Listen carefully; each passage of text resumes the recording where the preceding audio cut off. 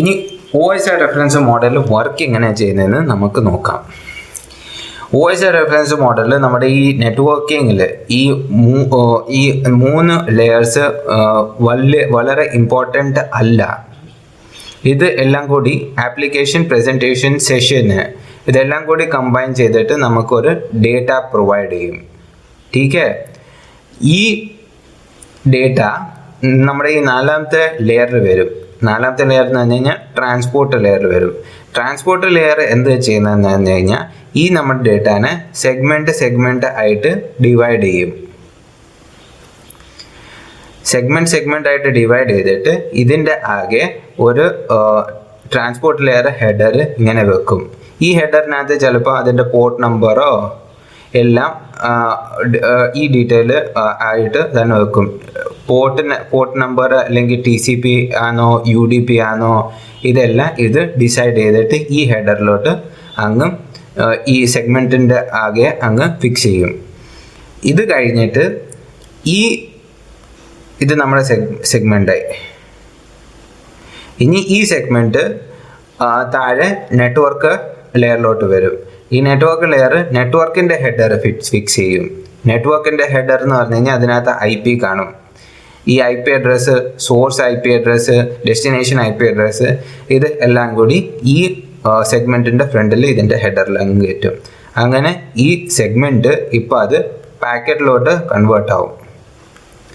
ഈ സെഗ്മെൻറ്റ് ഇതിൽ ട്രാൻസ്പോർട്ട് ലെയറിൽ സെഗ്മെൻറ്റ് വരും, നെറ്റ്വർക്ക് ലെയറിൽ പാക്കറ്റ് വരും.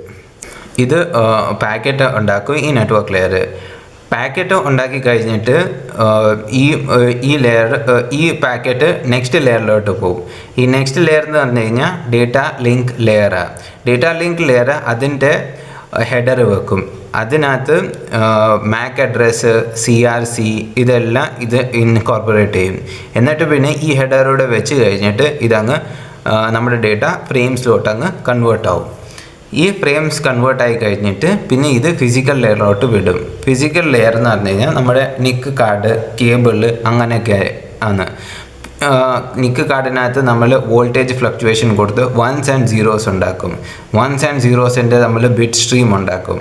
ഈ ബിറ്റ് സ്ട്രീം നമ്മൾ ഒരു കാര്യം വിട്ടുപോയി, ഇത് നമ്മുടെ സെൻഡറാണ്, ഇത് നമ്മുടെ റിസീവറാണ്. സെൻഡറിനകത്ത് 0 1 1 0 ഇങ്ങനെ പറഞ്ഞ് സ്ട്രീം അങ്ങ് ഉണ്ടാക്കും. സ്ട്രീം ഉണ്ടാക്കി കഴിഞ്ഞിട്ട് ഇത് അങ്ങ് നമ്മുടെ നെറ്റ്വർക്കിലോട്ട് അങ്ങ് വിടും. ഇത് നെറ്റ്വർക്കിലോട്ട് വിട്ട് കഴിഞ്ഞിട്ട് പിന്നെ ഇത് ഓരോ കമ്പോണൻറ്റ് നമ്മുടെ നെറ്റ്വർക്ക് കമ്പോണൻറ്റ് അനലൈസ് ചെയ്യും. അനലൈസ് ചെയ്തിട്ട് ഇത് നമ്മുടെ റിസീവറിലോട്ട് എത്തും. റിസീവറിൽ വന്നു കഴിഞ്ഞാൽ ഇത് ആദ്യം ഫിസിക്കൽ ലെയറിലോട്ട് വരും. ഫിസിക്കൽ ലെയറിൽ 0s 1s ഇതെല്ലാം കൂടി കമ്പൈൻ ചെയ്തിട്ട് ഫ്രെയിമിലോട്ട് കൺവേർട്ട് ചെയ്യും. ഫ്രെയിംസിൽ കൺവേർട്ട് ചെയ്ത് കഴിഞ്ഞിട്ട് എന്താ ചെയ്യുന്നത്, ഇതിൻ്റെ CRC, ഇത് MAC അഡ്രസ്സ് ഇതെല്ലാം ചെക്ക് ചെയ്യും. ചെക്ക് ചെയ്ത് കഴിഞ്ഞിട്ട് ഈ പർട്ടിക്കുലർ ഡേറ്റ ഹെഡർ അങ്ങ് റിമൂവ് ചെയ്യും. എന്നിട്ട് പിന്നെ അടുത്ത നെറ്റ്വർക്ക് ലെയറിന് കൊടുക്കും.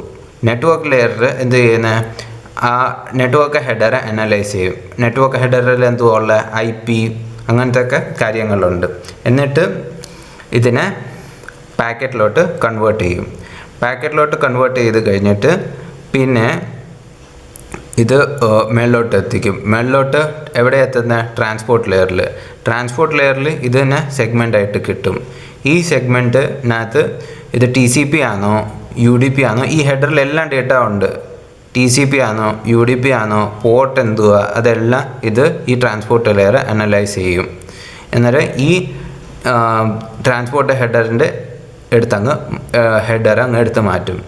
ഇത് പിന്നെ സെഗ്മെൻറ്റ് 1, സെഗ്മെൻറ്റ് 2, സെഗ്മെൻറ്റ് 3 അങ്ങനെ നമ്മുടെ താഴെ നിന്ന് വരുന്ന ഫ്രെയിംസ് പാക്കറ്റിൽ നിന്ന് സെഗ്മെൻറ്റ് ഇതെല്ലാം കൂടി കമ്പൈൻ ചെയ്തിട്ട് പിന്നെ ഈ മേളത്തെ ലെയറിന് ഡേറ്റ ആയിട്ട് കിട്ടും. ഈ ഡേറ്റ പിന്നെ സെഷൻ ലെയർ മാനേജ് ചെയ്യും.